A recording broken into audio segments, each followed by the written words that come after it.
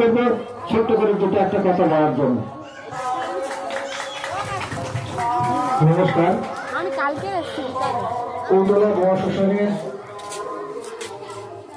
যে গঙ্গা মায়ের পূজা উপলক্ষে আজকের যে সভা এবং প্রভূতরী সভা, সেই সভায় সম্মানীয় সঞ্চালক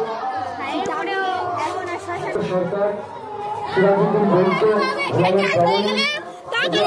উদ্যোক্তা অরুণবাবু থেকে শুরু করে যারা উপস্থিত আছেন এবং মাইকের আওয়াজ যতদূর যায় সর্বস্তরের মানুষজনকে গঙ্গা মায়ের পুজো সবাইকে প্রীতি শুভেচ্ছা এবং অভিনন্দন জানিয়ে দু এক কথা বলছি।